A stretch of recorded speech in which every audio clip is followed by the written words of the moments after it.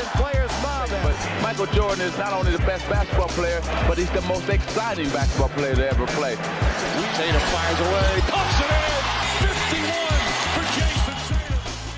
The Big Three NBA podcast is powered by PrizePicks and the GameTime app. Hello, everyone, and welcome to another edition of the Big Three NBA podcast. I'm Sherrod Blakely, and I'm joined by Josue Pavon. Many of you know him as part of the CLNS Media Network family, but Josue does a little of that and then some. Welcome to the program, my friend. What's going on, Sherrod? How you been, man? It's good to be on.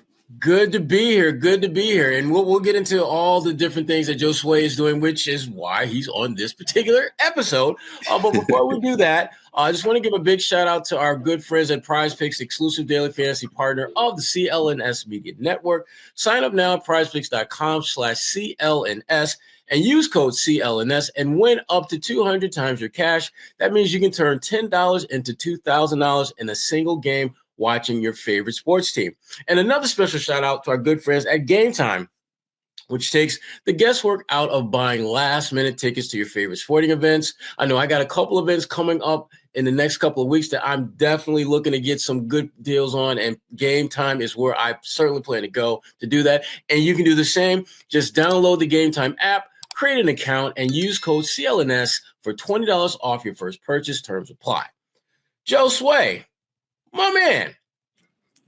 What's going on, Sherrod? What's new? How's the season treating you? You good?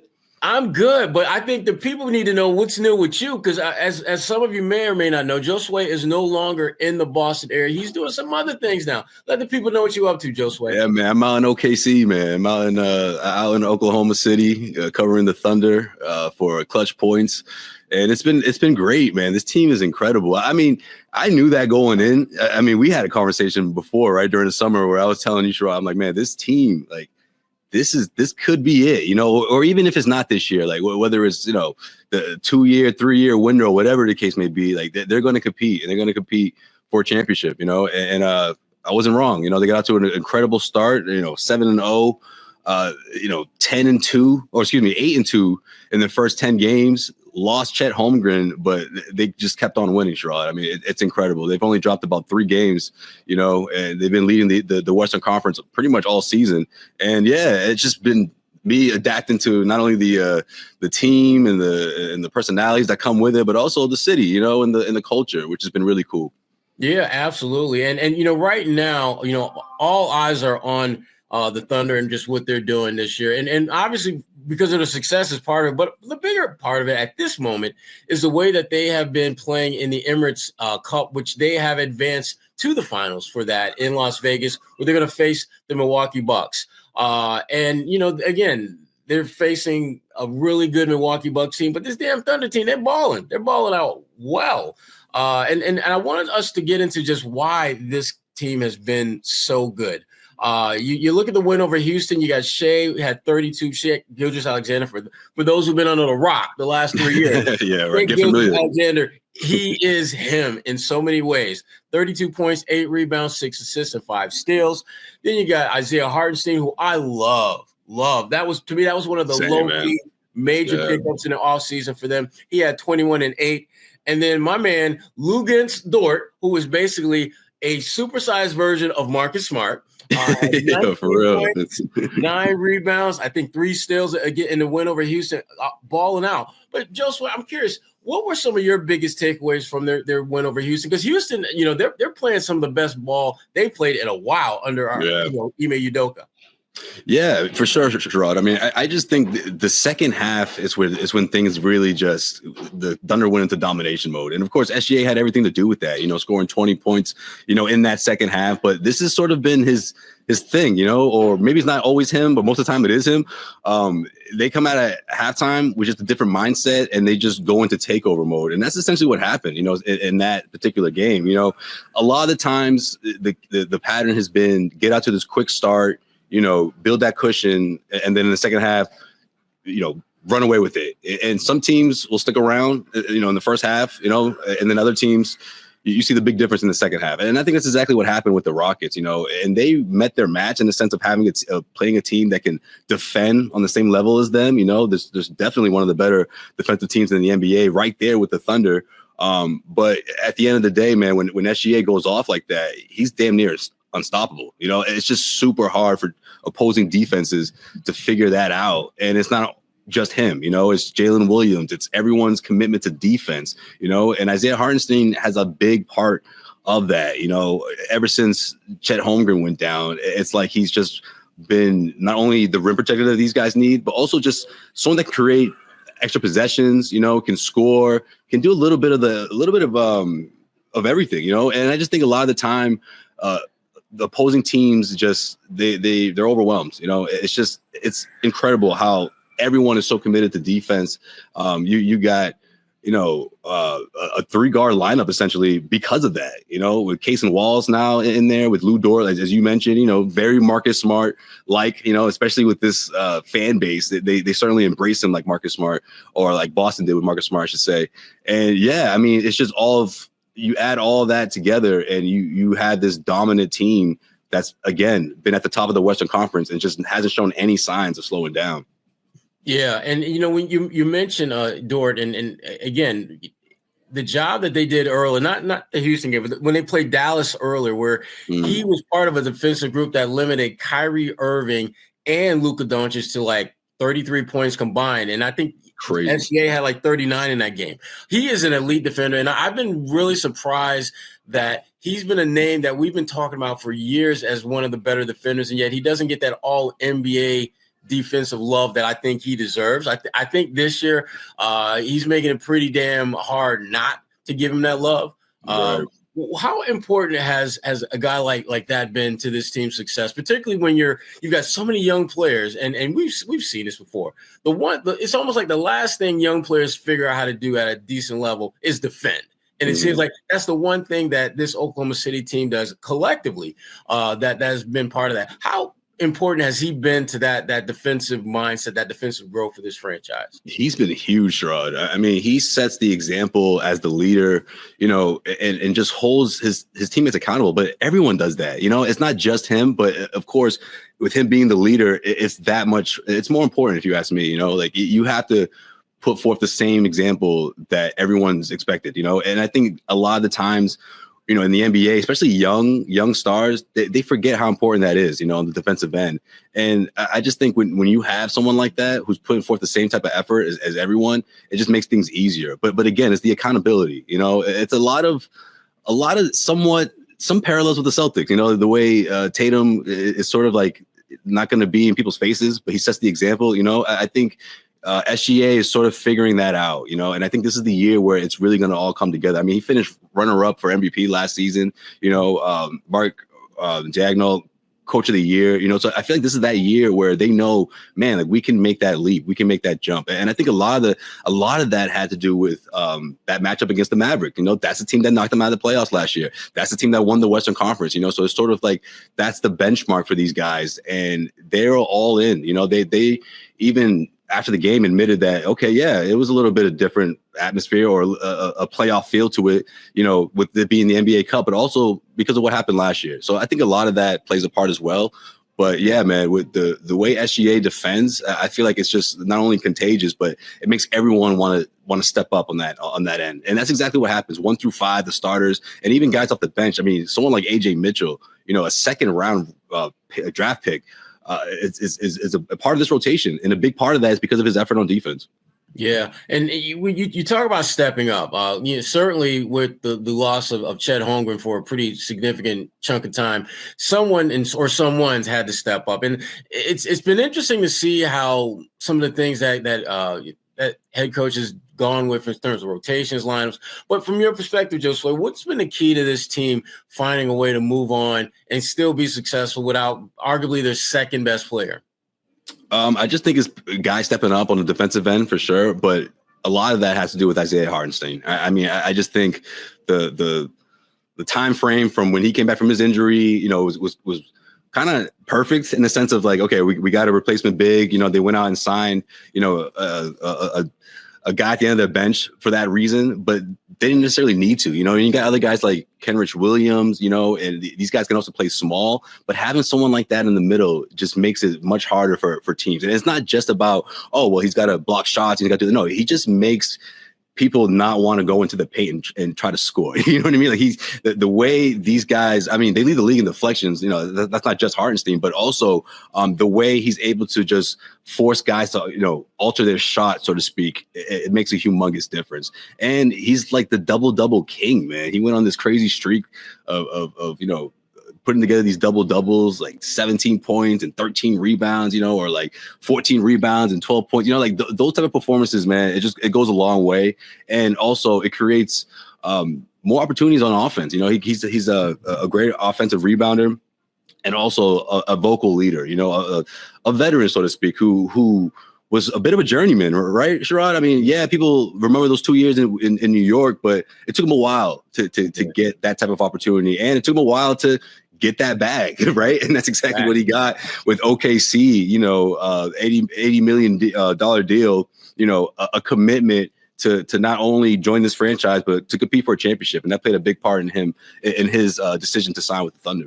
Yeah, because the Knicks are still kind of, you know, feeling like, damn. The salary cap did them in because they couldn't, there's no way they could financially match that.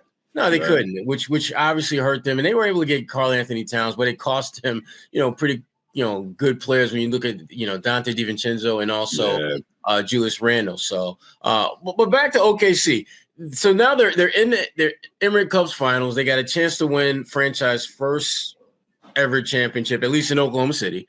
What would that victory over Milwaukee and Emirates Cup's final, what would that mean for this franchise and particularly this team? Sherrod, I think it would mean, you know, I think it would show them just how competitive they can be in that type of situation. And I get it. It's not the NBA, you know, playoffs. It's not the NBA finals. But, I mean, guys are taking this thing seriously, you know, especially this time around and especially against this Milwaukee Bucks team, which I think would be a great, you know, stepping stone, I guess, you know, for these guys with obviously, you know, championship aspirations to be there in the finals in June, you know, but to have that experience and to knock off someone like Giannis, who's obviously been there, you know, has a championship under his belt and really wants to go out there and send a message to the rest of the league. And I think the Thunder are trying to do the same thing, you know. Dagnall's going to downplay it and say it's just another game and all that in the sense of, you know, they're going to put forth the same type of effort regardless. And I get that, you know, you want to make sure that that's out there, but you know, deep down inside, I feel like it matters to these guys. It should, you know, I think they're just that competitive and, you know, man, Sherrod, these guys aren't even playing on Christmas. You know what I mean? Like, I just feel like going into this season, people are like, yeah, the Thunder, you know, they should be good.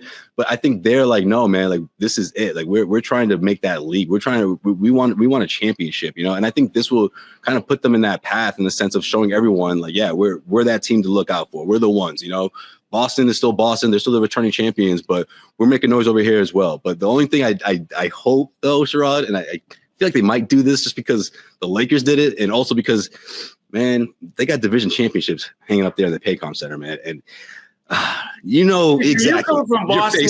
You cringe at that, don't you? Yes, man. Yes. The look you just made is the look that I make every single time I look up there. And I'm just like, you know, but it's gonna put them in a position to, well, they might do that. They're probably going to do that. But if anything, if they got to look up to that, you know, between now and June as like, okay, we have to get a championship banner next to it, then so be it. Okay, use it as motivation, guys. But I'm not crazy about the idea.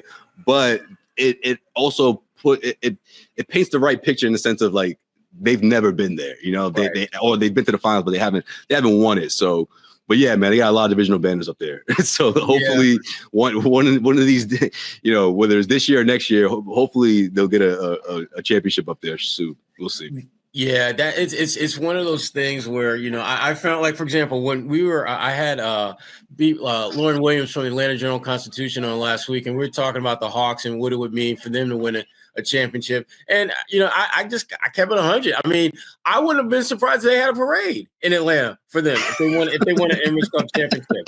I mean, what did she say to that? Lauren must have been like, yeah, you're probably right.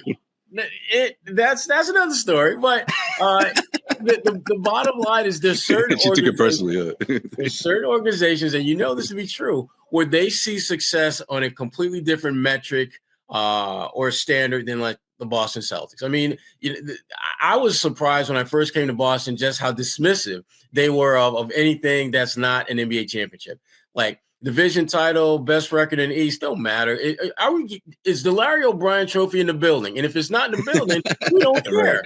We genuinely don't care. That's Red Auerbach, man, for sure. Yeah. But that would be. But I think for the thing about the Emirates Cup, just this whole process, for me, looking at it from the outside looking in, I think there's certain franchises that would benefit greatly from having an opportunity to win this championship. I think young teams that are on the come up, like Oklahoma City, like Atlanta, for example, it would be great for them as they try to get to the playoffs and make a little noise there. For a young established team like OKC that has legitimate championship aspirations, winning an Emirates Cup could be just kind of almost like the appetizer to what you want to be the main course, which is winning an NBA title. But there's a lot of teams I look at, like Boston. I look at Cleveland. Teams that know at the end of the day they're gonna be in a title hunt, whether they win an Emirates Cup or they get that ass spanked and don't even get to Vegas. They know they're going to be in the hunt, and for them, not having to play in Vegas might be a blessing in disguise. Because I was thinking about this, Josue, the other day, and if you go to Vegas and you lose, and then you got a team like the Boston Celtics who play Detroit, beat them, and then they play Washington on the road, which is really like a home game. It's just like it's not really a road game when you play at Washington because you got, a lot of fun. And so the Celtics are probably going to get two victories in a win column by not making it to Vegas, whereas a team like Atlanta, for example, you caught a loss that you probably wouldn't have caught if you would not have gotten to this point in, to the Cup. So I'm really looking forward to when we get down to the final days of the NBA season. If there's like a one game separating a situation being tied up or a team losing, how is that going to impact? And like, for example, Milwaukee, let's say Milwaukee loses to OKC. That means they went 1-1 in Vegas. If they finish in a tie with, let's say, the Celtics for, the best record or second best record, something like that, the Celtics win a tiebreaker. But if they would have played a weaker team, they might not have had to go to the tiebreaker. And they might have. So I'm curious to see how the NBA Emirates Cup is going to impact playoff seeding, because I do think that there's going to be at least one team that got to Vegas that in a few weeks and a few months are thinking like, damn, was it really worth our time to split in Vegas versus playing two whack-ass teams that we could have beat at the crib, or be one on the road and beat another one at the crib, and we wouldn't be looking at like this fourth seed. We would instead be looking at the number 2 seed or something like that. I have this weird feeling somebody's going to feel that. Yeah, I can see that. Yeah, for sure. And I think that's why the NBA wants, to spice things up the way in bringing a team, like you said, like maybe the Hawks, giving them a little bit of inspiration in the sense of competing and getting as far as they did. But, like you say, there's that balance. Like you got to make sure, or if you lose, for it to hurt you later, it could put you in. But yeah, that's the thing, man. I just feel like the more that the more we see this, I think teams are going to adapt, and kind of figure out what's best for them. And I don't mean that in the sense of like, teams wanting to tank and all that, because I just think the whole group phase and all that, and the way the point differential, like you're not sure. And at the same time, they all count towards the regular season. So I think it's a success, man. The more they continue to do this, and I think Tuesday could be one of the better games of the regular season. And if that's the case, then NBA will be very happy, and especially because I feel like they kind of want to, maybe not the NBA, but the fans kind of wanted maybe a Warriors or another team that I just feel like when the prices dropped a little bit, I feel like that had a lot to do with it. But now, you got this huge game on Tuesday. You got Giannis in the mix. I think that's good for the league. I think it's good for everyone. Yeah, absolutely. And to your point, Josue, there's no question that the NBA is looking at the Emirates NBA Cup as a way to kind of spice things up. And for those of us who have a big time fandom for sports, one way that you can spice things up for yourself is get on board with PrizePicks. It's the best place to get real money sports action. With over 10 million members and billions of dollars in awarded winnings, PrizePicks has make daily fantasy sports accessible to all. You just pick more or less on at least 2 players for a shot to win up to 200 times your cash. Run your game all season long on PrizePicks, America's #1 daily fantasy sports app. And again, you can make your holidays a lot bigger and brighter with PrizePicks. It's the best place to get real money action while watching your favorite sports team. And as I mentioned earlier, you can win up to 200 times your money on PrizePicks. Do you know how many gifts you could get with that, son? Many gifts. Join now, because this holiday season, PrizePicks is giving away 2 free picks in December, and they're giving away $30+ million in rewards during Picksmas. PrizePicks also offers weekly promotions that can lead to big payouts like Taco Tuesday. Each Tuesday, PrizePicks discounts select player projections up to 25% to provide even more value for your lineups. Sign up today and get $50 instantly when you play $5. You don't even need to win to receive the $50 bonus. It's guaranteed. PrizePicks is the best way to win real money this basketball season. Which players are going off, which ones are not, you decide. Make your picks in less than 60 seconds and turn your sports opinions into real money all season long on PrizePicks. And again, if you want in, just download the app today and use code CLNS to get $50 instantly after you play your first $5 lineup. Again, download the app today, use code CLNS to get $50 instantly after you play your first $5 lineup. PrizePicks, run your game. And we are going to continue running our game here on the Big Three NBA podcast and get into a conversation about the guy that we often I refer to as he is him. That would be Shai Gilgeous-Alexander. As you mentioned earlier, Josue, runner-up for NBA League MVP a year ago, and is right back in the thick of things this year. From what you've been able to see from him up close, what makes him such a special talent in a league where there's a lot of special talents? I think it's his offense, man. Like, we talk about his defense, which, it's super important as the leader of the team, but his pull-up game, his overall, man, he's got a lot of things in his bag, man. I just think it's just devastating for opponents, especially when he's on a roll and he's putting together those type of quarters or halves where he's putting, 20, 22 points on the board, whether it's from behind the 3-point arc, he can take it to the rim, and he's still getting better. I just think that's a big part of this as well. Like, a lot of these guys, it's funny, man. Like, a week ago, Jalen Williams was talking about, improving his game and like, hey, I'm not a finished product here. I'm only in my 3rd season. Fast forward to their media day before the semifinals in Vegas, and this reporter starts his question with, with you being a veteran, he's like, whoa, I'm a veteran? Like, and it's funny because people forget, because he's made this leap, this significant leap from last year to this year, or even the year before that, but going into this year, where he's just established as a 20-point scorer. And I think a lot of that has to do with his offensive game, his mid-range game as well. I just think he's finding ways to put points up in a hurry. And I think SGA, with the way he's able to attack and kind of his unpredictable style of play, in the sense of you don't know he's going to pull up for a 3, take it to the rim. It's opened things up for not only Jalen but everyone else, And I just think a lot of that has to do with everyone's, coming together the way they have this year. And SGA has been the leader of it. If you had to pick your league MVP now, and again, you may be biased on this, I don't know, maybe not. But maybe is SGA, is he your MVP right now? And yeah, if man. not, who would you? Okay, he is. Okay. Yeah, man. They're doing this without Chet Holmgren, man. And I know it's not a huge sample size, but man, we're talking about 13, 14 games. They've dropped how many? 3? Like, it's incredible. And I think SGA has everything to do with that. He had the streak of scoring 30+ points. Or at one point it was 28+. I was keeping track. He had like 8 games in a row where he scored 28+. Then he started a new streak of scoring 30+.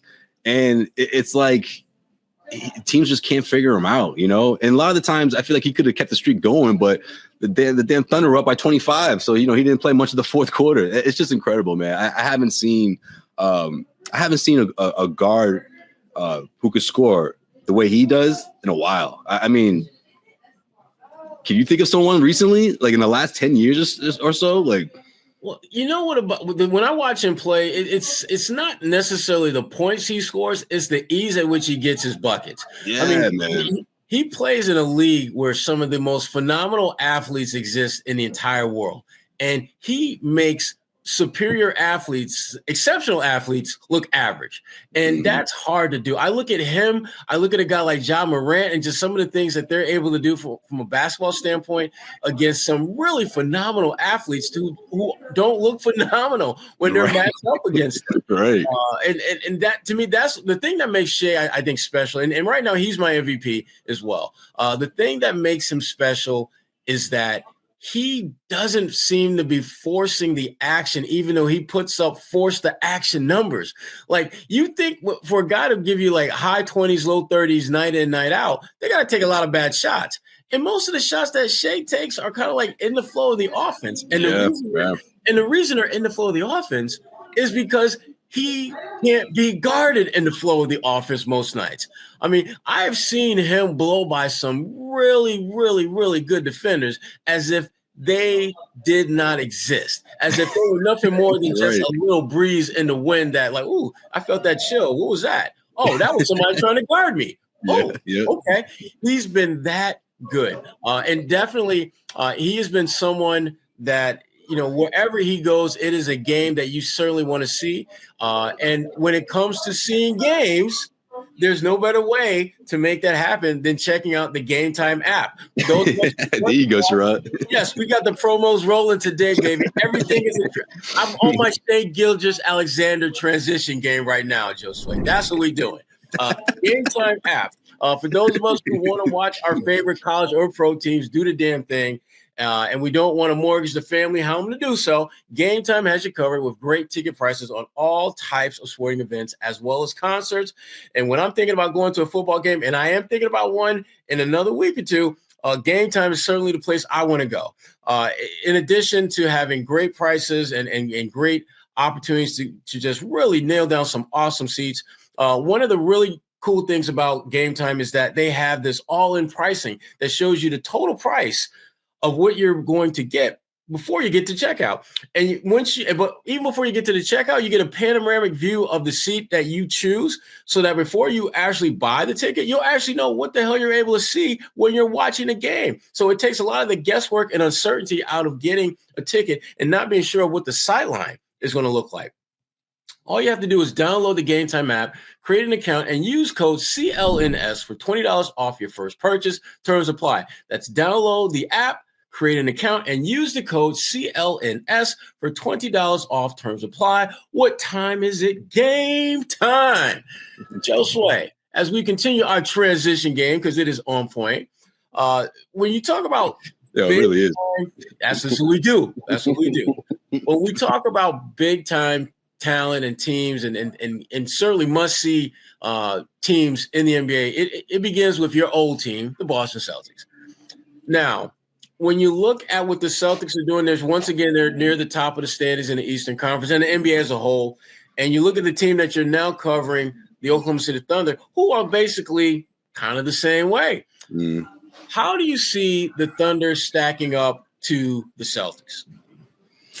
I think that would be a heck of a series, man, to be honest with you. Can they beat them? I'm not sure they can beat them in a best of 7, but they got time. You know what I mean? Like, again, this isn't a finished product, far from it. And I think, you know, the fact that they're doing this without Chet Holmgren, it just speaks volumes as to where these guys are at in terms of their focus. Now, it's easy to forget, man. It's only 10 games, but Holmgren was on one, man, this year before he went down. You know, that pelvic injury, it was unfortunate, super rare, by the way.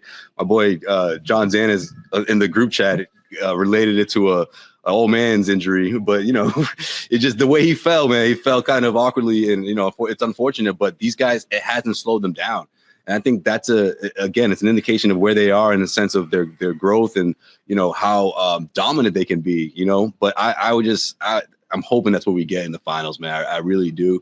But at the same time, man, like, we have to wait and see, you know, how these guys are going to look in a few months.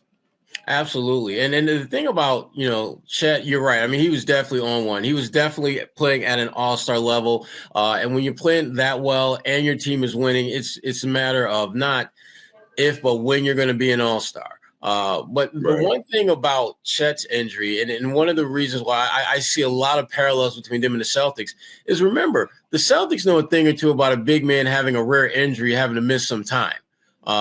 we're talking about Kristaps Porzingis. Different kind of injury than Chet's, but certainly one where him being out of the lineup forces you to, frankly, recalibrate how you're going to play. What can you do to continue to winning games while you're missing this significant piece of the puzzle?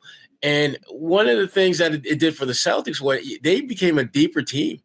They became a team that understood that they had to find a different level to reach to in order to keep winning. And it looks like OKC is starting to do that as well. Like, I look at a guy like Isaiah Hartenstein, and I mean, he is not a 20-10 guy, but damn it, he's giving you some pretty damn good numbers in that ballpark with Chet out. And then you look at Shai, who is doing what all leaders are supposed to do. You figure out ways to help your team win.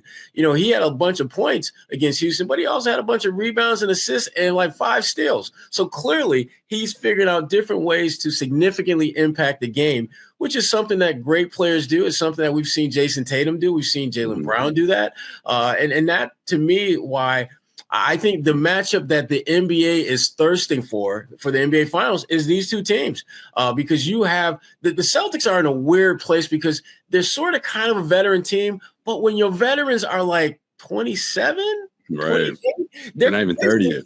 Yeah, they're like kind of at that peak of their game. Like this is like the next couple of years will probably be the best that we see out of Jaylen Brown and Jason Tatum, and that's a little scary because they already got a chip in the bag. And you're telling me that they're only going to get a little bit better and peak in the next 2-3 years?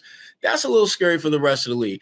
Conversely, OKC looks like they are where the Celtics were a couple years ago. That you can see they have championship pedigree. You can envision them being the last team standing, but can you envision that today? And I can't see it right now. And again, it has nothing to do with talent and everything to do with experience. Yeah, man. I'm with you. Yeah. I mean, they need their hearts broken a few times before they can find that you love. That's what we learned about the Celtics, right? Exactly. I mean, think about how many times LeBron James broke the Celtics' heart. Think about how Jimmy Butler broke the Celtics' heart. Think about how Golden State. So you start. That was the one. That was that good. That's that scoring lover or whatever you want to call it, whatever metaphor you want to use. Yeah. That was the one. Yeah, and I'm not quite sure if the Thunder, if the Maverick series last year qualifies as that. If that makes sense. You know what I mean? So yeah, I'm with you. Yeah, and they're still young. Super young. And that's the thing. And to your point, Josue, that's the thing that makes me a little bit hesitant to go all in on them because they are so young and they have played with a level of maturity that goes above and beyond their years and experience. And I love that about them. But there's a part of me, and for those of us who've been in the game for a minute, who think like this is great, but am I going to be surprised if they get knocked out in the second round by a veteran team that mucks the game up, mucks up a couple games and gets wins, and they just by sheer being talented are able to get a couple more wins? That's what worries me about them. But look, I'm enjoying this journey, man. I am really enjoying watching them play because they play the game the way that you want to see. They're enjoyable to watch. They're one of the few teams that I will actually watch them play for no other purpose than enjoyment. Because Shai, like I said, he is a phenomenal athlete in a league of phenomenal athletes who makes those others look average. And that's hard to do. I mean, that is really hard to do. Because as good as, guys like, Jason Tatum is and guys like Joel Embiid, whenever he's healthy, which is a rarity these days, they're so good. But you can see why they're better than the guys they're playing with because they're just better players. But it's not like they're making those other players look bad. They're just playing better. Shai makes guys look bad. He makes all NBA defenders look like they are on 10-day contracts some days. That should never happen. And to me, that's why he's my MVP now because not only is he winning, not only is he putting up numbers, but he is playing at a level that stands out above and beyond others. And I know, for those out there who think I'm like hating on Jokic, his team ain't winning. No. They're that's the big part of it.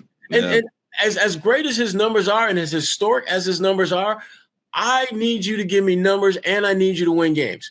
And if you're able to give me numbers in a very atypical fashion, doing something that puts you head and shoulders above the others, and your team is winning at a high level, you're my guy. You're my MVP. And so Jokic, he's going to be in my top 5 for sure. But he ain't going to win that thing this year. And I think I don't think folks will put it on, it's just voter fatigue. They just don't want to vote for him anymore. No, they don't want to vote for him anymore because his team is trash. Right. Yeah.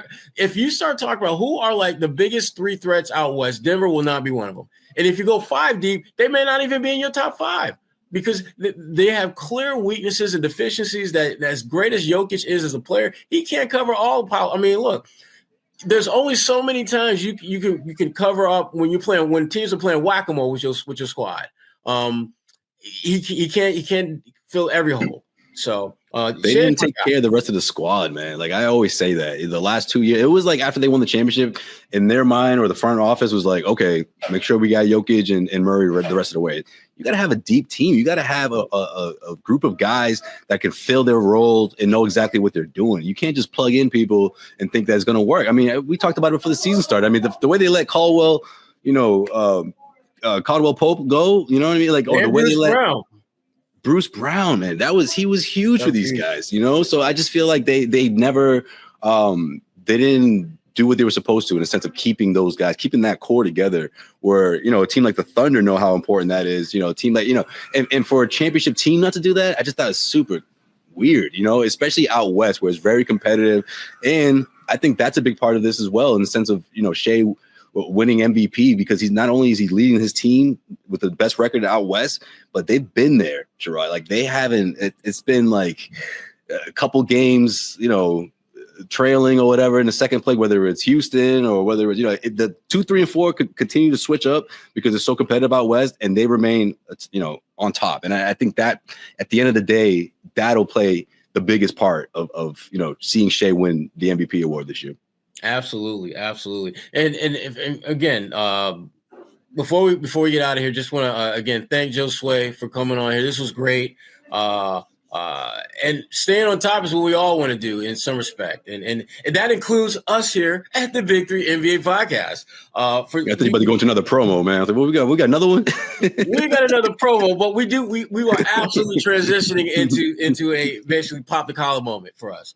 Okay. For some of you, as some of you may know, we were nominated the Big 3 NBA Podcast for Best Sports Podcast. Oh, that's right. And fans will be able to vote on whether we actually win Best Sports Podcast. And you can do that by going to the website www.sportspodcastgroup.com/shortlist-category /. I'll read that one more time, and we'll have it on our YouTube channel and the info over there as well. But you can vote more than once. Get them in there. You can shout out to Josue for adding to that. I got you. But it's sportspodcastgroup.com. That's all one word, /shortlist-category /. Voting is open until January 13th, and they're going to announce the winners on January 30th. Hopefully we will be getting that call. If we do, there will be some type of celebratory thing, and we haven't figured out what we're going to do for our fans, but we're going to do something because this literally wouldn't happen without you. Literally, the reason why we do this week in, week out is just to bring you content free of charge and just really have these great conversations with different people in different places and spaces throughout the NBA ecosystem, like Josue, the Boston transplant now in OKC. And I gotta get Kwani a Lu Dort jersey, man. He's Haitian, and I don't know. I feel like not a lot of people know that, but he's Haitian. But yeah, man, I'm gonna hook her up. See, and now we got you on record for saying that. So if it don't come, we got proof that we got the receipts to say, hey, yeah, Kwani gonna remind me, yeah, for sure. Well, absolutely. And before we get out of here, again, want to give one more shout out to our people, PrizePicks, the exclusive daily fantasy partner of CLNS Media Network. Also, shout out to our good friends at GameTime, which takes the guesswork out of buying last-minute tickets to your favorite sporting events and concerts. Just download the GameTime app, create an account, and use code CLNS for $20 off your first purchase. Terms apply. Again, that's the GameTime app, create an account, and use the code CLNS for $20 off your first purchase. Terms apply. Josue, let them know what you now. Josue is not completely detached from CLNS Media Network. Josue, you're still doing some stuff with us, right? Oh yeah, absolutely, man. Cedric Maxwell podcast.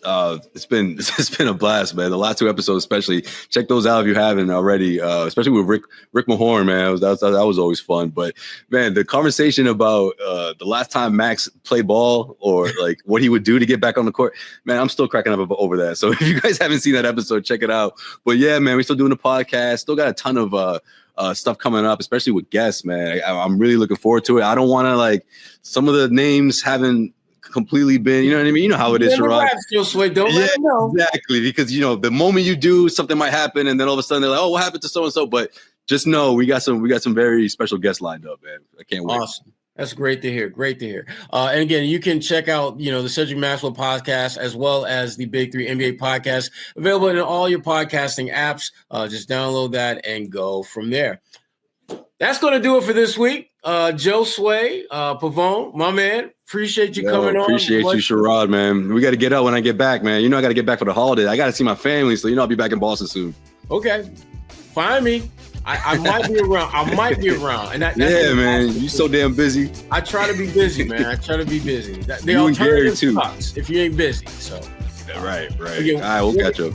One more time, Josue Pavon. This is Sherrod Blakely with the Big 3 NBA podcast. Happy holidays, everyone, and we will see you next week.